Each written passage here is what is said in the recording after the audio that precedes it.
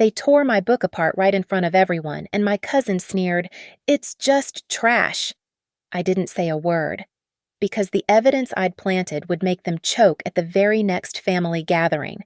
Have you ever had your family crush your dreams? I'd recorded everything, time-stamped it all, and embedded decoy markers in my manuscript. When the lawyer read the emergency injunction out loud, the entire room froze.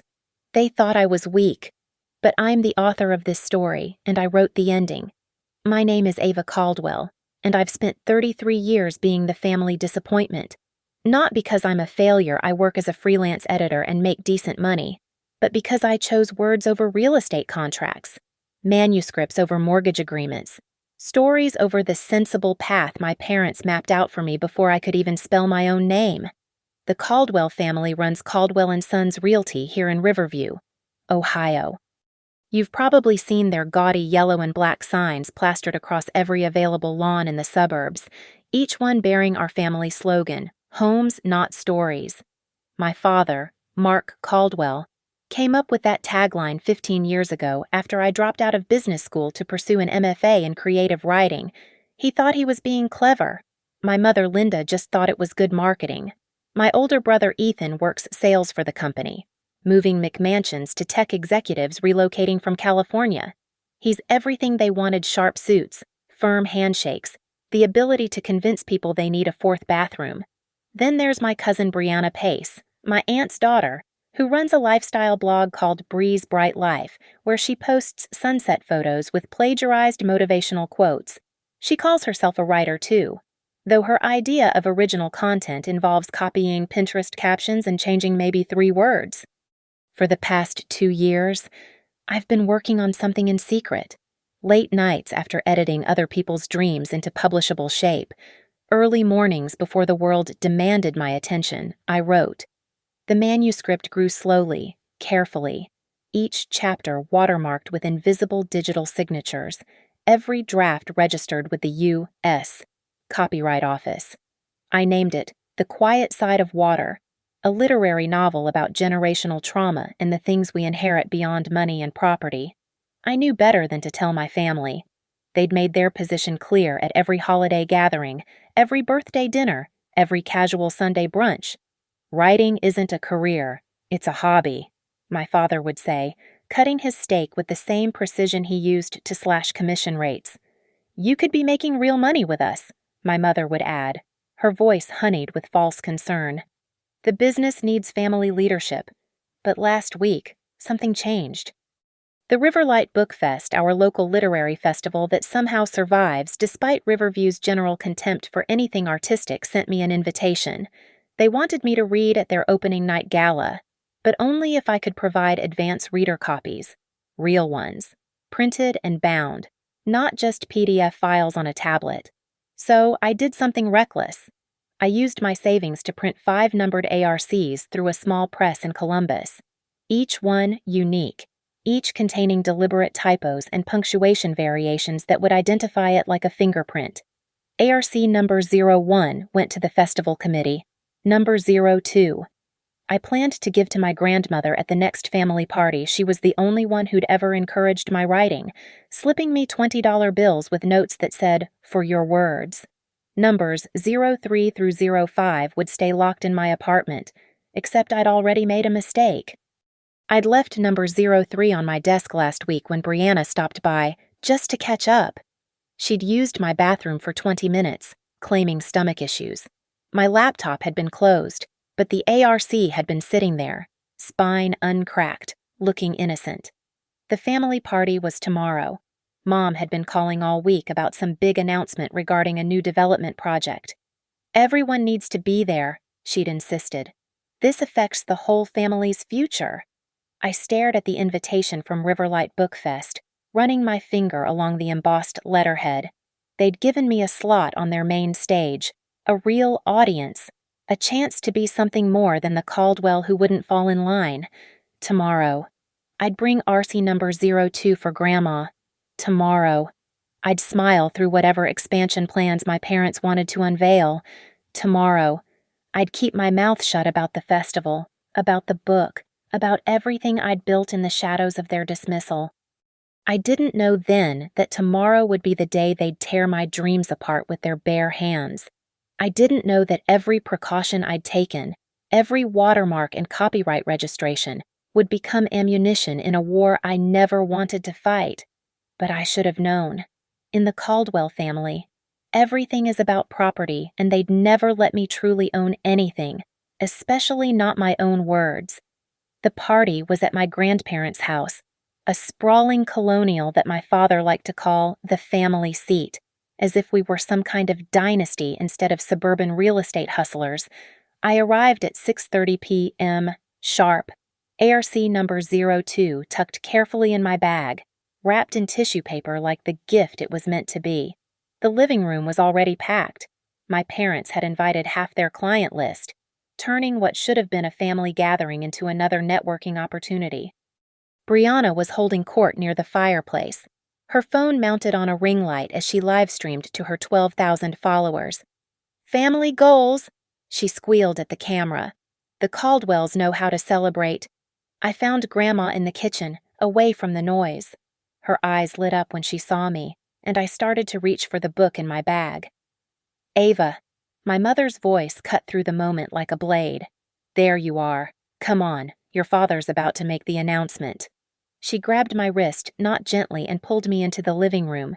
Dad was standing by the mantel, champagne glass raised, his face flushed with the particular satisfaction that came from closing a major deal. "Family, friends, future partners," he began, and I noticed how he emphasized that last part while looking directly at me. "Linda and I are thrilled to announce that Caldwell & Sons Realty has just acquired the Riverside Commons Development Project. 20 acres, 42 luxury units." The room erupted in applause. Ethan was beaming, already calculating his commission, but Dad wasn't done. "This expansion means we need all hands on deck, every Caldwell working together." His eyes locked on mine. No more distractions, no more hobbies. That's when Grandma, bless her heart, spoke up from her chair. "Speaking of hobbies, Ava brought something to show." "Oh, what's this?" Brianna's voice rang out, artificially bright. She'd moved to my bag while everyone was focused on Dad. Before I could stop her, she pulled out the wrapped ARC, tearing through the tissue paper. "Aw, Ava wrote a little book." My mother snatched it from Brianna's hands before I could move. She read the cover aloud, her voice dripping with disdain. "The Quiet Side of Water. How pretentious." "Let me see that." Dad set down his champagne and took the book from Mom. He flipped through the pages, his jaw tightening with each turn. "You've been wasting time on this while we're building an empire. You're playing make-believe." "It's not make-believe," I said quietly. "It's being published." "Published." Mom laughed, the sound sharp and ugly. "By who's some print-on-demand scam? This isn't real. Ava, this is embarrassment." That's when Dad did it. He gripped the spine with both hands and tore. The sound of ripping paper seemed to echo in the sudden silence. He tore it again and again, pages fluttering to the floor like dead leaves. "This family doesn't waste time on trash," he said, dropping the destroyed book at my feet. Brianna giggled, her phone still recording. "Literally," she said, loud enough for her followers to hear. "It's just trash. I mean, I skimmed it when I was at her place last week. And honestly, my blog posts have more depth." The room was spinning. I could hear nervous laughter, whispers, the continuous buzz of Brianna's live stream.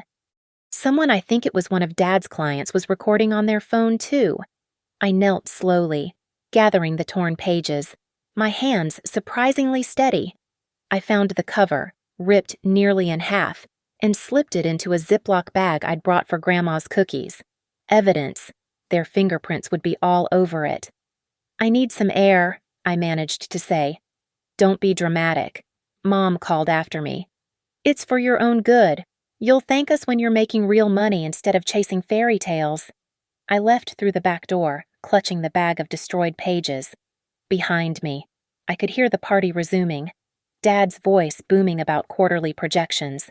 In my pocket, My phone buzzed with a text from Maya Torres, my best friend since college. Saw Brianna's live. Are you okay? You can crash here. I sat in my car for 10 minutes, staring at the ruined book in the evidence bag. They thought they'd won. They thought they'd finally broken me down, humiliated me enough to give up and join the family business. They had no idea what they'd just done. They'd torn up an ARC with registered tracking, destroyed it on camera with dozens of witnesses, while their fingerprints and DNA covered every ripped page. Brianna had just admitted on livestream to reading my manuscript without permission. I started my car and drove to Maya's apartment. I had 4 intact ARCs left, a copyright registration, and now video evidence of destruction of intellectual property. They wanted to play property games. Fine. I'd show them what it meant to truly own something and what happened when you destroyed what wasn't yours to touch. Maya's apartment became my command center. She'd cleared off her dining table, and I'd spread out everything the intact ARCs, printouts of my copyright registration, screenshots from Brianna's live stream. It had been 3 days since the party, and the family pressure was already mounting. The first blow came Monday morning. A text from my insurance company my parents had removed me from their family plan. The car insurance I'd been paying them for, turns out they'd been pocketing my payments and covering me under their umbrella policy. Now I had 48 hours to find new coverage or risk driving illegally. Petty? Maya said, reading over my shoulder. She was a graphic designer who'd escaped her own toxic family, so she understood the playbook. What's next? Threatening your apartment. My phone rang. Ethan. Ava, what the hell are you doing? His voice was strained. Mom and Dad are furious. You just disappeared from the party, and now you're not answering their calls. They destroyed my book. Ethan. On camera. In front of everyone. It's just paper. Ava, come on. Dad's willing to overlook this tantrum if you come in tomorrow. We need you on the Riverside Commons project. You could be making 6 figures instead of scrambling for freelance gigs. I'm not scrambling. Really, because Dad mentioned he might need to talk to your landlord about that co-signing situation. There it was. They'd co-signed my apartment lease 2 years ago when my freelance income wasn't quite enough for approval. Another chain they could yank. I'll think about it. I lied. That afternoon, an email arrived that made my blood freeze. The sender was Do Not Reply Golden Maple Pub. Com. Golden Maple Press. I'd never heard of them. The subject line, Your manuscript deserves better. I opened it carefully. Maya reading along. Dear writer, it began. We've recently reviewed portions of your remarkable work about water and family trauma. We'd like to offer you our fast-track publishing package. For only $3,999, your book could be available worldwide within 30 days. Attached was a sample excerpt. My stomach dropped as I read it. It was from Chapter 3 of my manuscript, but with a deliberate typo, I'd inserted only an arc number 03, where I'd written, The river reflected her shattered peace. This version read, The river refracted her shattered peace. That's the copy from your desk, Maya said immediately. The one Brianna could have photographed? I pulled up Brianna's social media.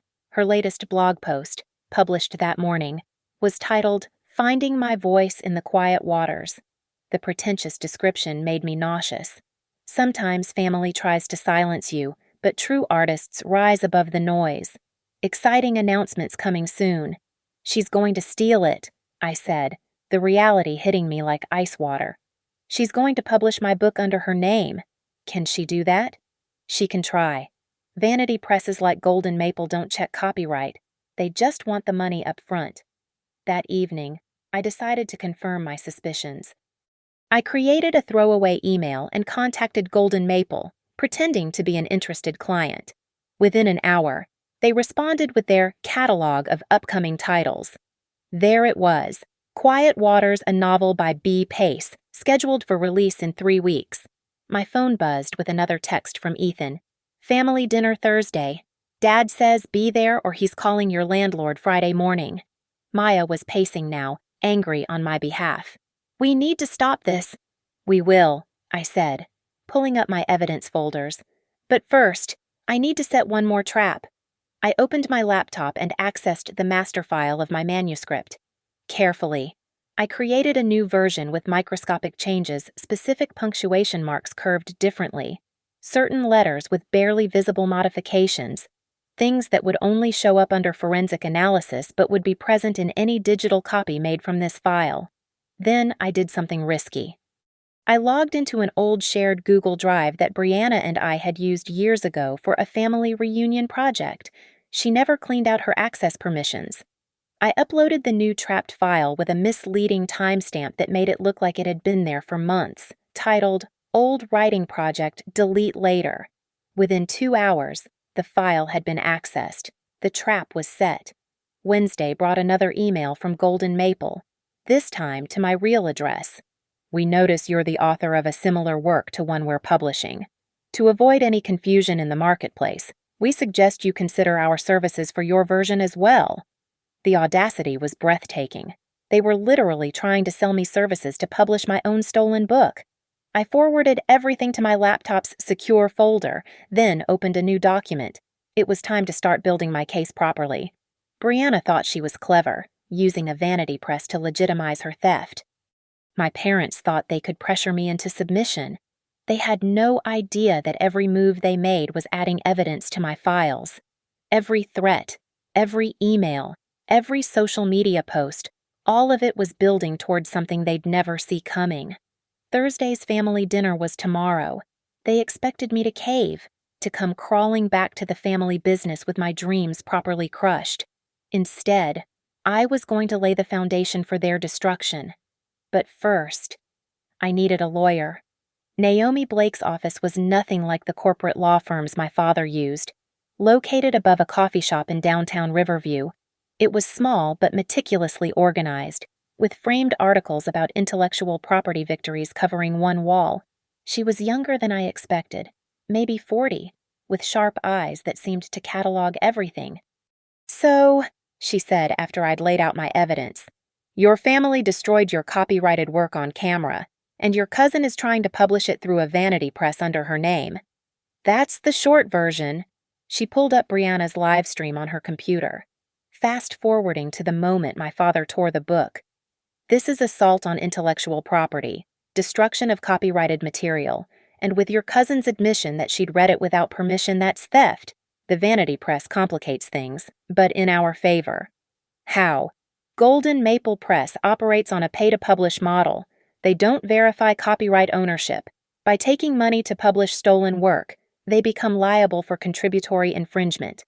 Plus," she pulled up their email to me, "this message proves they know about the original work. That's willful infringement." She opened my documentation, studying the watermarks and deliberate typos. "You've been remarkably thorough. The digital signatures, the registered copyright, the trapped files. This is a textbook case. But tell me about this Thursday dinner ultimatum. My father co-signed my apartment lease. He's threatening to withdraw unless I join the family business." Naomi made a note. "That's economic coercion. Document any threats in writing if possible." She leaned back. "Here's my strategy. We file for an immediate restraining order to prevent publication. Simultaneously, we send cease and desist letters to both Brianna and Golden Maple. But the real leverage comes from timing." "Timing. You mentioned the Riverlight Book Fest. When is it?" 2 weeks. They want me to read at the opening gala." A smile played at her lips. "Same weekend as your family's anniversary party." "How did you—" "I know your family. Ms. Caldwell. Everyone in Riverview knows Caldwell and Sons. Your parents schedule their anniversary party the same weekend every year, and they always make it a publicity event." She pulled up the local events calendar. "Yes, here it is. Saturday, 7 p.m., at the Riverside Community Center. The Bookfest Gala is the same night, right next door at the Arts Council building." "Perfect." Naomi started typing rapidly. "We're going to play this very carefully. First, we maintain complete public silence. No social media posts, no confrontations, nothing that could be construed as harassment or defamation. Let them think you've given up." She created a new document. "Second, We prepare 2 legal tracks. Track A, the cease and desist with a 48-hour compliance window. Track B, emergency injunction filing with the court, ready to execute if they ignore Track A. When do we send them? Not yet. She pulled up the BookFest website. You're going to sign whatever agreement they need for your reading. Get it in writing, make it official. Meanwhile, we wait for Brianna to make her move. Vanity presses always want publicity for their releases. She'll announce it publicly, probably at the anniversary party. And then we serve her in front of everyone, the same way they humiliated you. Naomi's expression was professional, but I caught a glint of satisfaction in her eyes. But here's the crucial part we need her to actually attempt publication. Right now, it's conspiracy to infringe. Once she takes money for pre-orders or distributes copies, it becomes criminal copyright infringement. My phone buzzed. A text from my mother. Don't forget dinner tomorrow. We'll discuss your future. Naomi saw my expression. Go to the dinner. Record everything if your state laws allow it. Ohio is a one-party consent state, so you're clear. Let them threaten you. Let them make their demands. Every word becomes evidence of a pattern of coercion and conspiracy. She handed me a business card. This is my investigator. He'll help you document everything properly. Screenshot every post. Save every email. Record what you legally can. We're building a case not just for copyright infringement, but for intentional infliction of emotional distress and potentially tortious interference with your publishing prospects. What about the festival reading? Prepare something special, not just a reading a presentation. Show your creative process, your copyright registrations, your journey as a writer. Make it professional and above reproach. When the news breaks about the lawsuit, you want to be seen as the serious artist, not the family drama participant. I stood to leave, feeling more empowered than I had in days. What do you think they'll do when they get served? Your parents. They'll try to contain it, protect their business reputation. Brianna. She'll panic. Golden Maple. They'll fold immediately they can't afford a copyright lawsuit. She paused. But the real question is, what do you want from this? I want my work protected. I want them to understand they can't steal from me. We can do more than that. With the evidence you have, we can seek damages. Statutory damages for willful infringement can go up to $150,000 per work, plus attorney fees. The number made me dizzy. I don't want their money. No, but they understand money. It's the only language your family speaks. Naomi stood, walking me to the door. Think about it. Meanwhile, document everything at that dinner. And Ms. Caldwell, don't sign anything, no matter what they threaten. As I left her office, I felt the shape of the plan crystallizing. 2 weeks to the festival. 2 weeks for Brianna to hang herself with her own ambition. 2 weeks to pretend I was beaten while building a case that would shatter their comfortable world. The dinner was tomorrow. Time to let them think they'd won. The Thursday dinner was a masterclass in family manipulation, but I'd come prepared. I'd sewn a small recording device into my purse lining completely legal in Ohio and arrived looking appropriately defeated. At least you cleaned yourself up, Mom said by way of greeting. You looked like a mess when you ran out of the party. I said nothing, taking my usual seat at the dining table, the same table where they'd once laughed at my acceptance letter to the MFA program. Sulking won't help, Dad said, cutting his steak with precise movements. We need to discuss your return to the company. Ethan's drawn up a position junior associate, sales support. You'll start Monday. I have freelance commitments. Cancel them. His tone brooked no argument. This isn't a negotiation, Ava. Either you join the family business, or you find your own way entirely. No lease support, no emergency funds, nothing.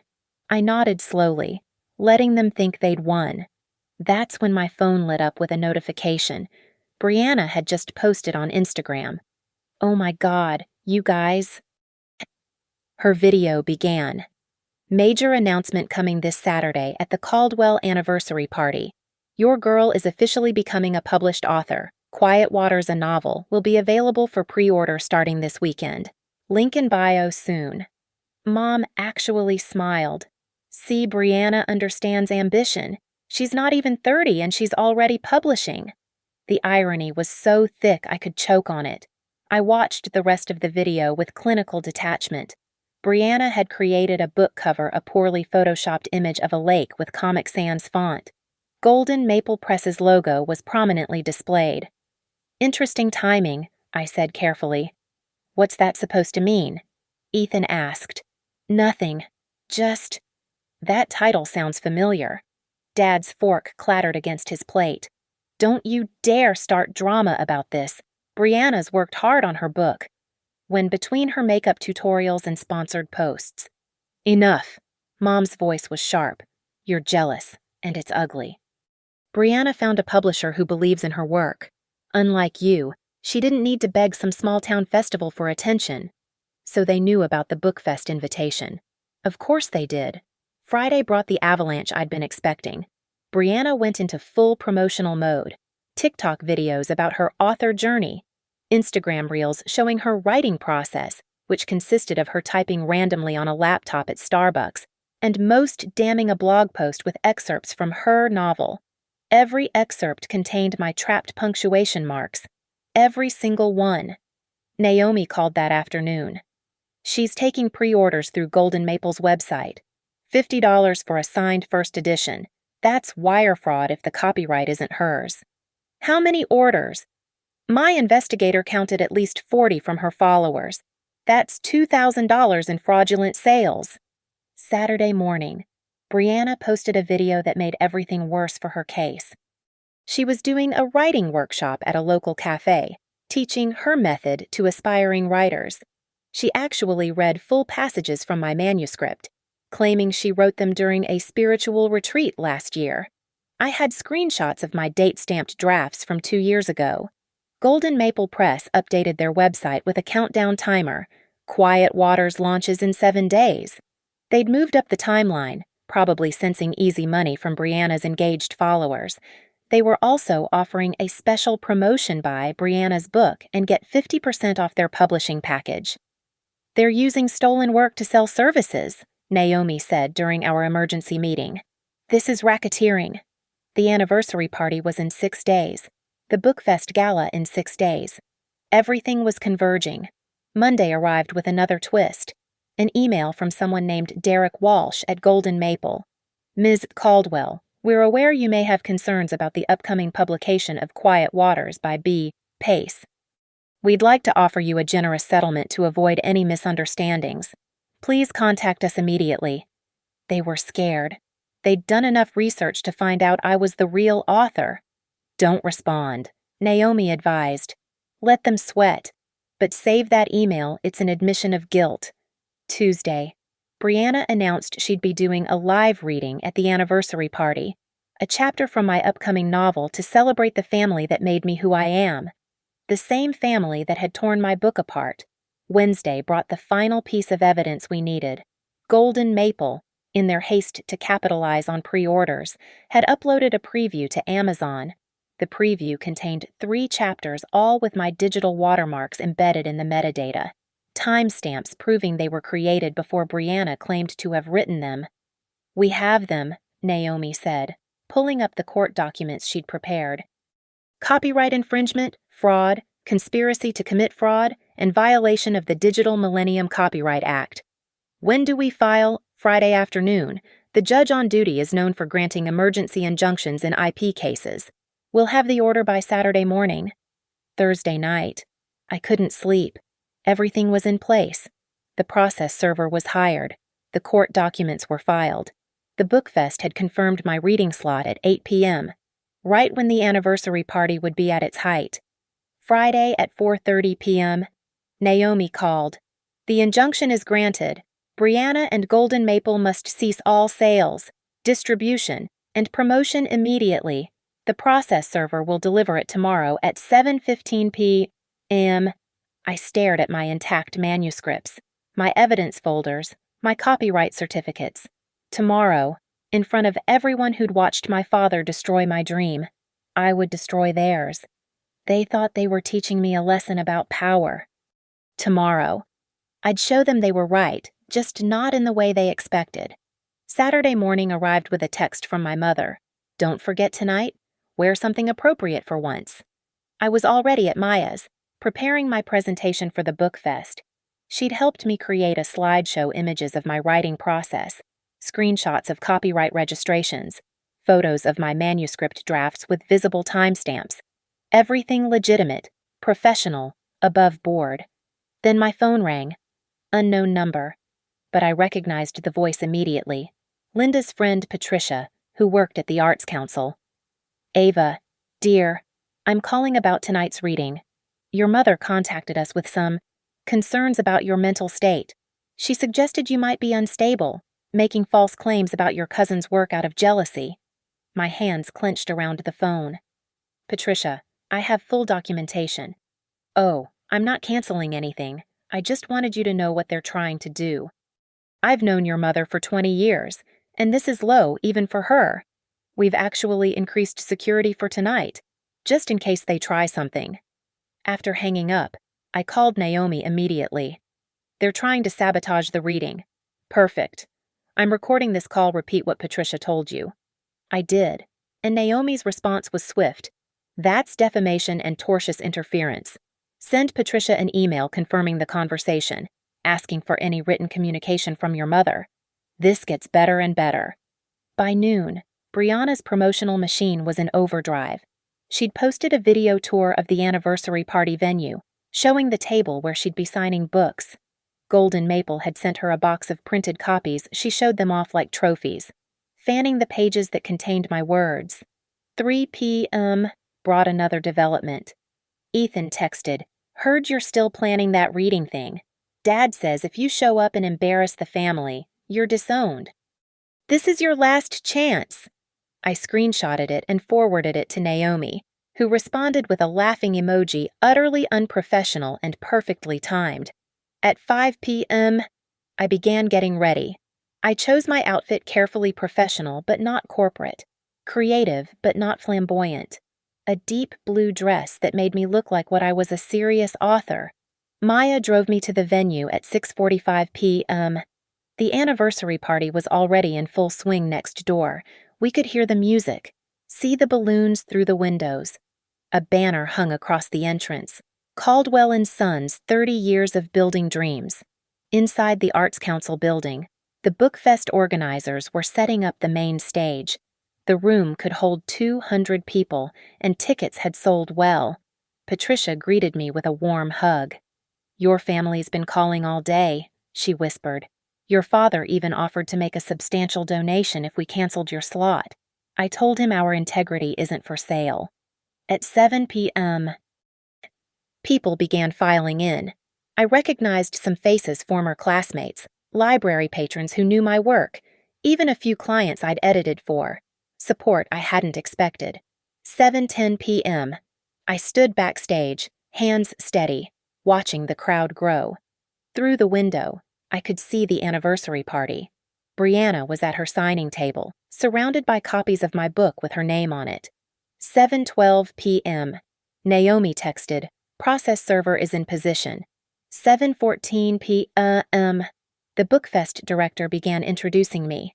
Through the window, I saw a man in a dark suit enter the anniversary party, walking purposefully toward Brianna's table. 7:15 p.m. I walked onto the stage to warm applause. Behind me, the projection screen lit up with the first slide, a photo of my original manuscript, date stamped from 2 years ago. "Good evening," I said into the microphone. "I'm Ava Caldwell, and tonight I want to share the journey of my debut novel, The Quiet Side of Water." Through the window, I saw the process server reach Brianna. Even from here, I could see her face change as he handed her the envelope. "Writing a novel is an act of faith," I continued, clicking to the next slide, my copyright registration certificate. "You pour your soul onto pages, believing they'll find their way into the world." The anniversary party's music had stopped. I could see people gathering around Brianna's table, my father pushing through the crowd. "Sometimes," I said, "that faith is tested." The next slide showed the timestamp comparisons, my original files versus the ones on Golden Maple's website. Clear, undeniable proof of theft. The audience murmured, some pulling out phones. Through the window, chaos was erupting. My father was reading the injunction, his face turning purple. My mother was on her phone, probably calling their lawyer. Brianna sat frozen, surrounded by boxes of books she could no longer sell. "But tonight," I said, clicking to the final slide, the Bookfest invitation letter, "Faith is rewarded." The door between the two venues burst open. A reporter from the Riverview Gazette who'd been covering the anniversary party stood in the doorway, camera in hand, looking between the two rooms. "Is it true?" she called out. "Did your cousin steal your manuscript?" I looked directly at her, then at the audience, then through the window at my family's party in ruins. "I'm here to read from my novel," I said calmly. "My legally registered, professionally documented, soon-to-be properly published novel. Would you like to hear it?"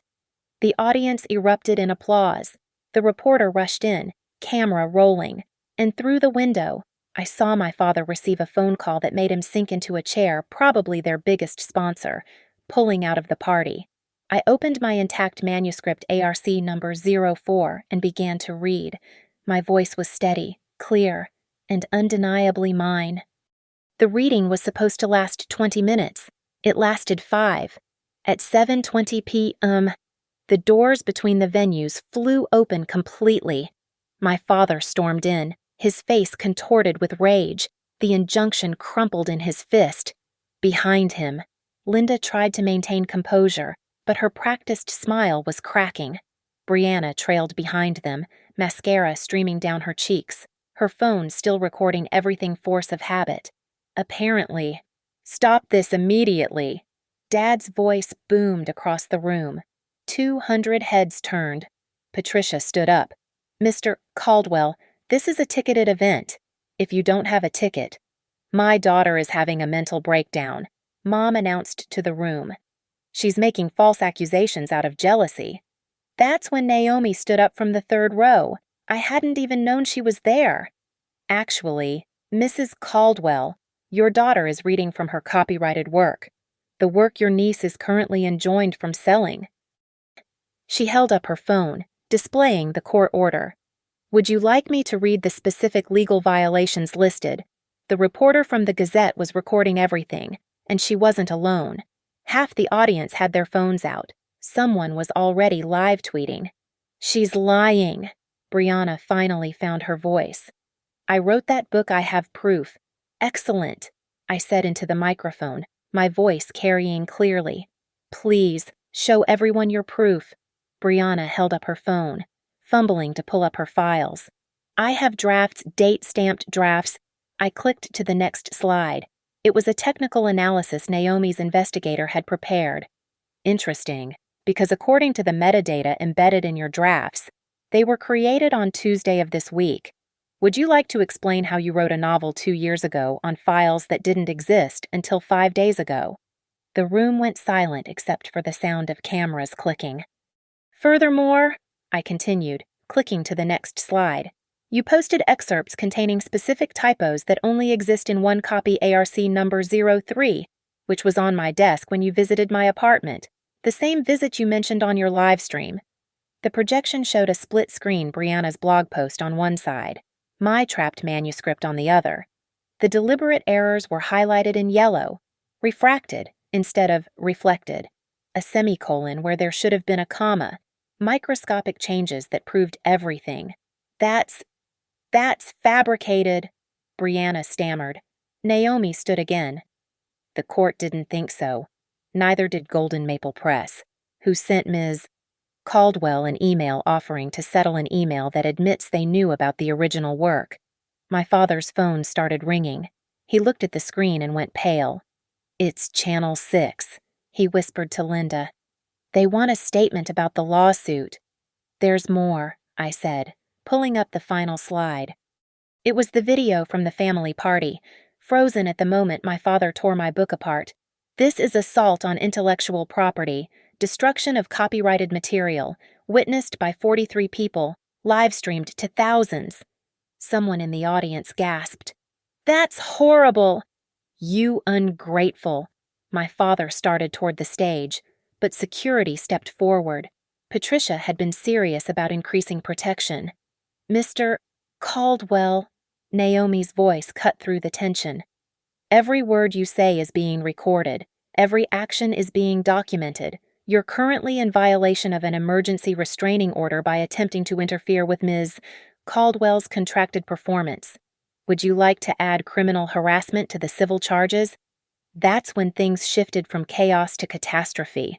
My mother's phone rang their biggest client, the one developing the Riverside Commons. We could all hear him shouting about reputation and liability and pulling the contract. "This is your fault." Mom turned on me, her composure finally shattering completely. "You're destroying everything we built." "No," I said quietly, but the microphone carried it to every corner. "You destroyed my work, on camera. While laughing about it, I'm just returning the favor, legally." Brianna had collapsed into a chair, frantically deleting her social media posts from her phone. Too late, everything had been archived. "The injunction," Naomi announced to the room, "requires immediate cessation of all sales and promotion. Every copy of the illegally published book must be recalled. Every buyer must be refunded. And that's just the emergency order. The actual lawsuit seeks damages for willful copyright infringement up to $150,000 per infringement." "We'll fight this," Dad declared, but his voice wavered. "With what reputation?" someone called from the audience. "Everyone knows what you did now." The reporter pushed forward. "Mr. Caldwell, is it true you threatened to evict your daughter if she didn't join your company?" "Mrs. Caldwell, did you really call the Arts Council to claim your daughter was mentally unstable?" "Brianna, how do you respond to accusations of plagiarism?" They retreated toward the door, but the anniversary party guests had crowded into the doorway, watching the spectacle. Their celebration was ruined, their reputation in flames, their biggest contract evaporating. I lifted the torn ARC number 02, still in its evidence bag, now held together with clear tape. The room fell silent. "This was my first book," I said simply. "They tried to tear it apart, but words, real words, honest words, they survive. Truth survives." I opened to the first page and began to read. This time, no one interrupted. The aftermath was swift and merciless. By 8 p.m., Golden Maple Press had pulled Quiet Waters from their website entirely. Their emergency email to all pre-order customers cited unforeseen legal complications and promised full refunds within 3 business days. Brianna's signing table sat abandoned, boxes of illegal books that would never see a reader's hands. The Riverside Commons developer didn't even wait until Monday. At 8:15 p.m., while anniversary party guests were still milling in confusion, he personally delivered a termination letter to my father. 30 years of building the Caldwell & Sons reputation, destroyed in 30 minutes. The Riverview Gazette's online edition updated at 8:30 p.m. Local author exposes family plagiarism scandal at literary festival. The article included the video of my father tearing my book, screenshots of Brianna's false claims, and a photo of me reading calmly while chaos erupted behind me. By midnight, it had been shared over 3,000 times. In the hallway between the 2 venues, my family made one last attempt at control. "We can work this out privately," Mark said, his voice hoarse. "Drop the lawsuit. We'll publicly support your writing. The same writing you called trash." I held up the taped ARC. "The dreams you tore apart with your bare hands. You're destroying your own family," Linda said. But even she sounded defeated. "No, I'm protecting my work from thieves who happen to share my DNA." Brianna, mascara streaked and shaking, finally spoke. "I just wanted to be successful like you." "Like me?" I almost laughed. "You wanted to steal success, not earn it. There's a difference." Naomi appeared at my shoulder.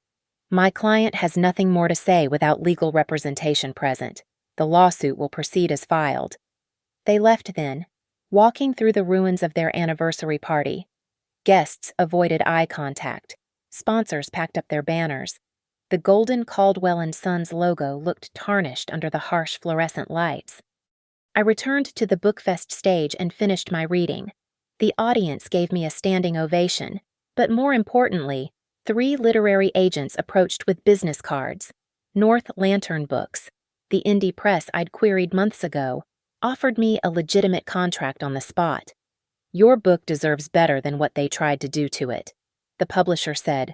"Let's give it the launch it deserves." The next morning, Sunday, brought a text from Grandma. "Proud of you, sweetheart. Your grandfather would have been too. Real writers protect their words."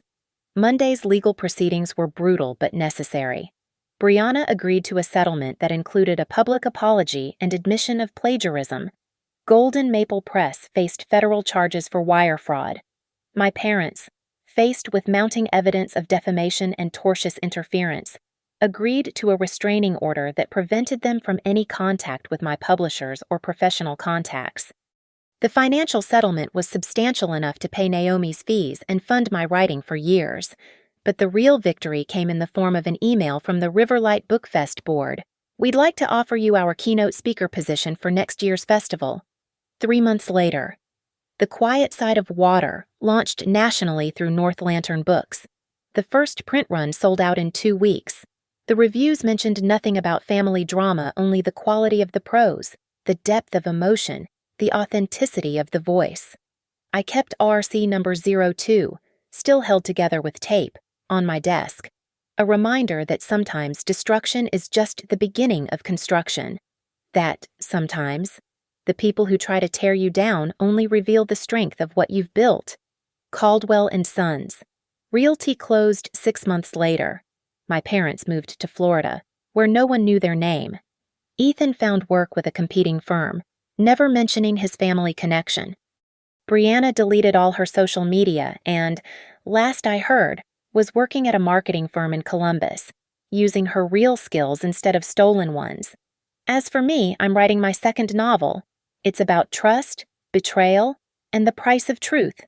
Fiction, of course, though sometimes the best fiction comes from understanding the worst realities. The tape on ARC number 02 has yellowed now, but it still holds.